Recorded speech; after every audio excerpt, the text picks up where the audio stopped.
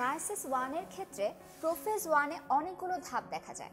কয়েকটা ধাপের মধ্যে প্রথম ধাপটাই হচ্ছে লেপ্টোটিন। এখন আমরা দেখব লেপ্টোটিন ধাপের মধ্যে আসলে কি কি ঘটে।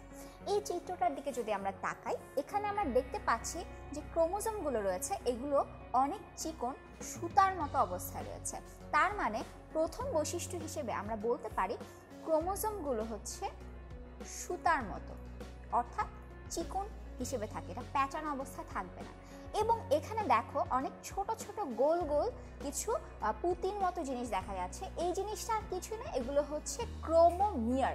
তার মানে আমরা এখানে দেখতে পাচ্ছি এখানে থাকবে ক্রোমোমিয়ার।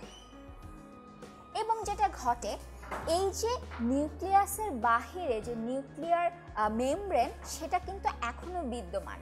এই ক্রোমোজোমগুলা একটা দিকে গিয়ে ধীরে ধীরে জমা হতে থাকে, তখন দেখতে এটাকে একটা তোড়ার মতো মনে হয়। এই জন্য কিন্তু এটাকে অনেক সময় বুকে বলা হয়। আমরা ফুলের তোড়া অনেক সময় দেখেছি, ঠিক সেরকম দেখা যায়। এই ক্রোমোজোমগুলো এখানে ধীরে ধীরে আস্তে আস্তে জমা হতে থাকে, একটা নির্দিষ্ট দিকে জমা হতে থাকে। এবং যেই সেন্ট্রোমিয়ারগুলো ছিল, সেই সেন্ট্রোমিয়ারগুলো এর পরের ধাপগুলোতে ধীরে ধীরে স্পষ্ট হতে থাকবে। এবং যে সেন্ট্রিওলগুলো মনে করো এখানে একটা সেন্ট্রিওল রয়েছে, সেগুলো করবে কি ধীরে ধীরে দুই দিকে চলে যেতে থাকবে, অর্থাৎ তারা আস্তে আস্তে মেরুটা তৈরি করে ফেলতে থাকবে। এবং একদম প্রোফেজের শেষ ধাপে গিয়ে আমরা দেখতে পাবো যে এই সেন্ট্রিওলগুলো দুপাশে চলে গিয়ে স্পিন্ডল তন্তু তৈরি করার জন্য একদম প্রস্তুত হয়ে রয়েছে। তাহলে লেপ্টোটিনের ক্ষেত্রে আমরা প্রথমেই পাচ্ছি যে ক্রোমোজোমগুলো আসলে সুতার মতো থাকবে।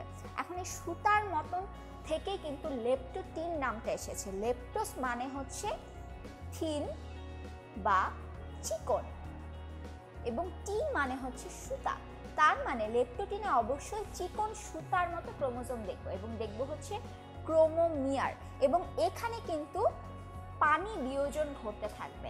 পানি বিয়োজন ঘটার ফলে কি হবে, এই ক্রোমোজোমগুলো ধীরে ধীরে একটু একটু করে মোটা হতে থাকবে, এবং ক্রোমোজোমগুলো নিউক্লিয়াসের এক প্রান্তে গিয়ে একটা ফুলের তোড়ার মতো অংশ গঠন করতে থাকবে। এবং এর পরেই শুরু হবে হচ্ছে জাইগোটিন পর্যায়।